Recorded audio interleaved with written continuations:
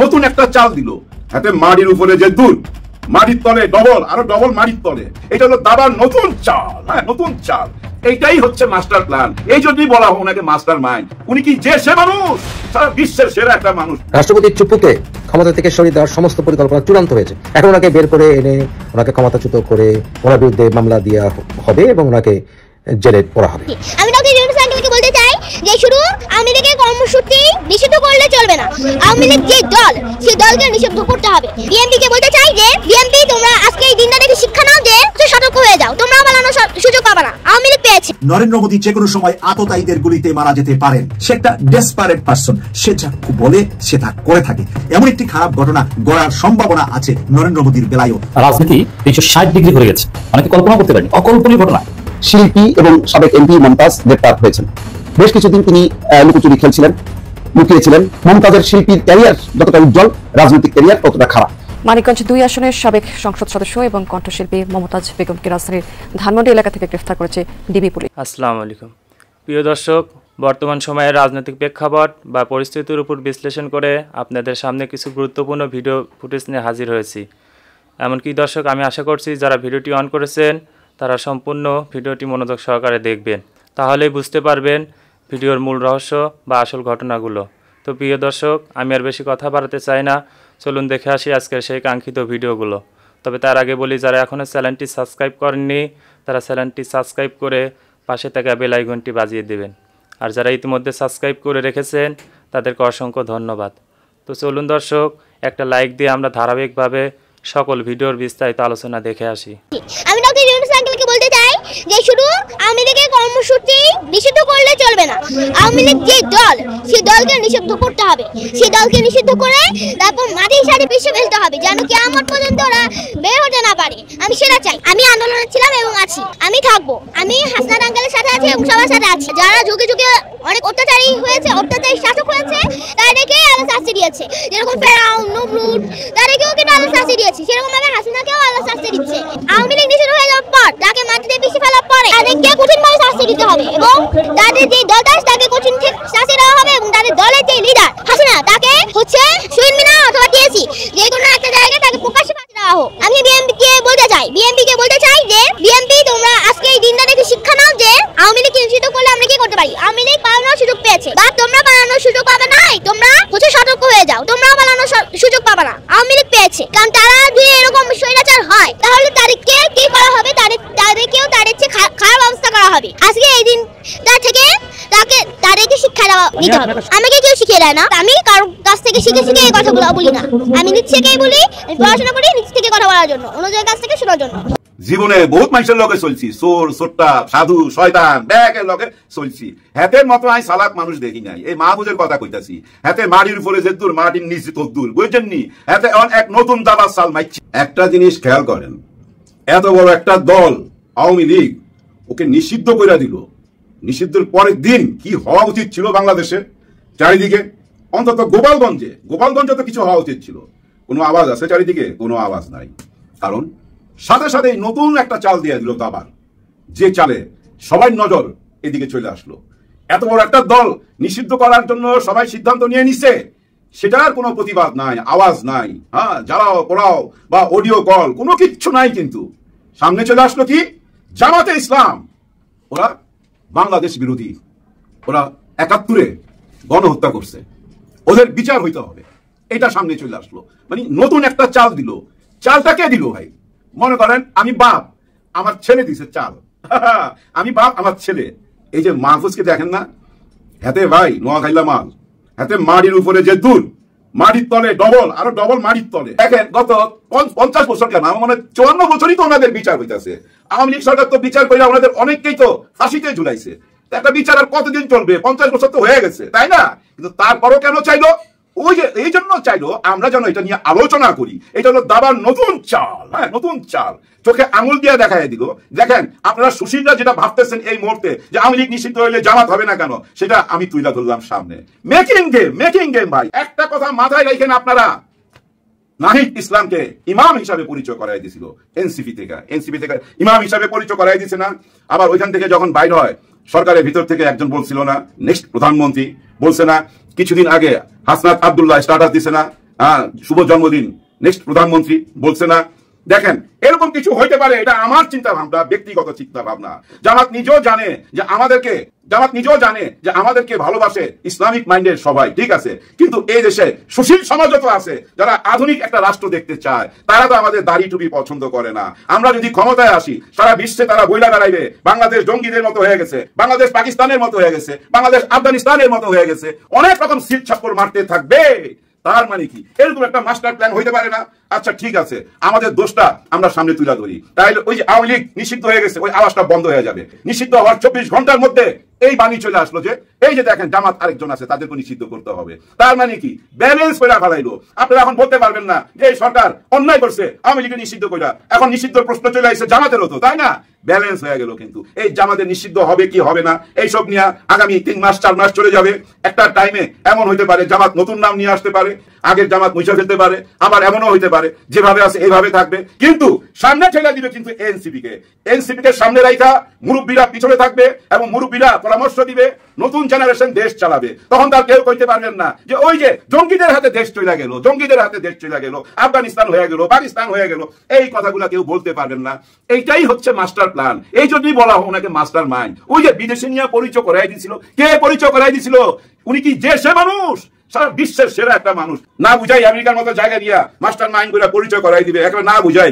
আবার দেখেন গত 10 মাসে আর কারো পদোন্নতি না হোক, উনি সহকারী থেকে আবার মন্ত্রীর পদমর্যাদায় চলে গেছে, পদোন্নতি হয়েছে। আর ওনার এক একটা স্ট্যাটাস নিয়ে এখানে ওই যে দাবার চাল হিসাবে গণ্য করবেন, প্রতিটি স্ট্যাটাস কিন্তু ওনার দাবার চাল, একদম দাবার চাল। দেখেন বাইরে থেকে দেখলে এখন কি মনে হইতেছে, বিরাট একটা গ্যাঞ্জাম লেগে গেছে, তাই না? ওনারা শিবির, এনসিপি, জামাত ইসলাম, শিবির, জামাত, এনসিপি এবং মাহফুজ এবং সরকারের ভিতরের লোক তো মাহফুজ, বিরাট একটা গ্যাঞ্জাম লেগে গেছে। আবার দেখবেন বিভিন্ন ছবি প্রকাশ পাইতেছে। এই মাহফুজ কবে যেন ওই যে একটা ল্যাপটপ নিছিল এবং জামাতের টাকায় লেখাপড়া করছে, শিবির ছিল, জামাত ছিল, আজকে জামাতের বিরুদ্ধে কথা বলে, এটা কি মাইনা নেওয়া যায়? টোটালটাই বুঝছেন, ওই যে পাগলির গল্পটা বলছি না ভাই আমি, ওইটা মনে রাখেন, কিন্তু ওইটাই চলতেছে, কেউ ঘাবড়াবেন না। দেশ সঠিক পথে আছে, একদম সঠিক পথে আছে। জাস্ট ক্যামোফ্ল্যাক্স এটা। ওই যে যুদ্ধ লাগলে দেখেন না ট্যাঙ্কের উপরে জাল বিছায় গাছের ডালপালা দিয়ে রাখে যেন উপর থেকে দেখা না যায়, জঙ্গল মনে হয়। ঠিক এখন কথার জাল বিছায় দিচ্ছে সারা দেশে, আমরা ওই কথা নিয়ে আসি, উপর থেকে দেখলে মনে হইতেছে হায় হায় ডুবে গেল, এই সরকারের স্বপ্ন মতো ধ্বংস হয়ে গেল, গ্যাঞ্জাম লেগে গেছে। কিচ্ছু হয় নাই, একদম সঠিক পথে আছে। ওই নেটের পিছনে, ওই যে গাছের ডালপালার পিছনে কামান ঠিক মতো ফিট করা আছে, যেখানে মারার সেখানেই মারবে। মুরব্বীরা যা বলে বুদ্ধিমানরা সেভাবেই চলে, মুরব্বীরা যা বলার বলে দিছে, যা শিখাইবার শিখাই দিছে, আর বুদ্ধিমানরা সেভাবেই চলতেছে। আপনারা কোন রকম ঘাবড়াইবেন না, উপরওয়ালার উপরে ভরসা রাখবেন। একটি জরুরি খবর, হয়তো গুরুত্বপূর্ণ খবর, আপনারা বিবেচনা করবেন। গুরুত্বপূর্ণ এই কারণে যে শিল্পী এবং সাবেক এমপি মমতাজ গ্রেপ্তার হয়েছেন। বেশ কিছুদিন তিনি লুকোচুরি খেলছিলেন, লুকিয়েছিলেন, এখানে ওখানে ছিলেন, তবে বোঝা যাচ্ছিল যে তিনি দেশের ভেতরেই আছেন। শেষ পর্যন্ত তাকে ধরা খেতে হলো।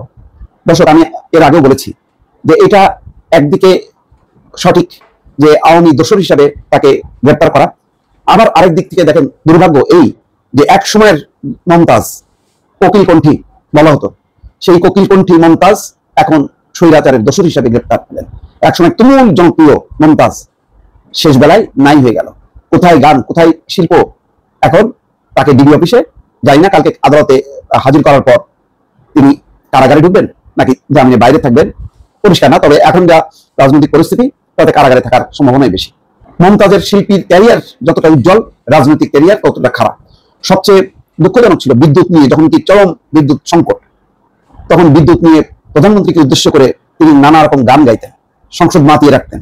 সংসদটা ছিল এই শিল্পী, তারপরে কিছু জোকার টাইপের কিছু মহিলা এবং পুরুষের, ওদের তাদের নিজেও মানে জোকারের একটা প্রতিষ্ঠানে পরিণত করছে। যেই জাতীয় সংসদ হবে, সরকার এবং বিরোধী দলের একটা সম্মিলনে বাংলাদেশকে পরিচালনা করবে, বাংলাদেশের নীতি নির্ধারণ করবে, সেখানে বিরোধী দল নাই, একটা ওই কি বলবো বানানো বিরোধী দল নিয়ে বছরের পর বছর 3টা টার্ম পার করেছেন শেখ হাসিনা, আর সেই 3 টার্মের অন্যতম ছিলেন মমতাজ। মমতাজের জন্য দুর্ভাগ্য আরো এই যে এত কিছুর পরও নৌকা নিয়েও শেষ পর্যন্ত কিন্তু তিনি লাস্ট দ্বাদশ জাতীয় সংসদ নির্বাচন, যেটা 2023 অনুষ্ঠিত হয়েছিল, সেখানে কিন্তু ডাব্বা ফেল করেছেন। তার মানে পরিস্থিতি কত খারাপ। এত বড় শিল্পী, এত জনপ্রিয়, কিন্তু রাজনৈতিক ক্যারিয়ার তার একেবারে গর্তে নেমে গিয়েছিল এবং তিনি সম্ভবত জামানতও হারিয়েছিলেন, আমার ঠিক মনে নেই, কিন্তু পরাজিত হয়েছেন এই ব্যাপারে তো পরিষ্কার মনে আছে। দুর্নীতি যুগ্ম কমিশনার মোহাম্মদ নাসিরুল ইসলাম বলেন, মমতাজ বেগমের বিরুদ্ধে খুনের মামলা সহ একাধিক মামলা রয়েছে। তাকে রাত 11:30টার দিকে ধানমন্ডি স্টার কাবাবের পেছনে একটি বাসা থেকে গ্রেপ্তার করা হয়েছে। তাকে ডিবি কার্যালয়ে আনা হয়েছে। লোকগানের জনপ্রিয় শিল্পী মমতাজ বেগম একাধিকবার মানিকগঞ্জ 2 আসন থেকে আওয়ামী লীগের এমপি ছিলেন, কিন্তু শেষ পর্যন্ত তিনি গণধিকৃত ছিলেন, জননন্দিত ছিলেন না। কেননা মমতাজ যখন গান গাইতেন ওপেন স্টেজে, এটা আমার নিজে দেখার সৌভাগ্য হয়েছে কুয়ালালামপুরে, একটা অংশ তীব্র প্রতিবাদ করেছে যে না না এই ভণ্ডুল হয়েছে।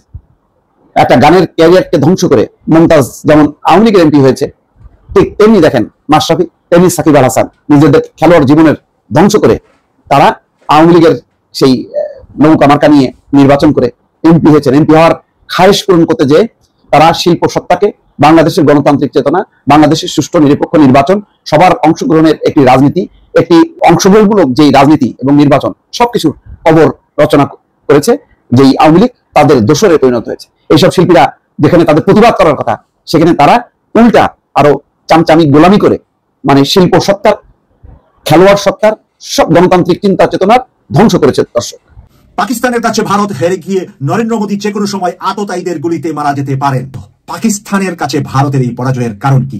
কোন যুক্তিতে, কোন তর্কে জিততে পারে পাকিস্তান?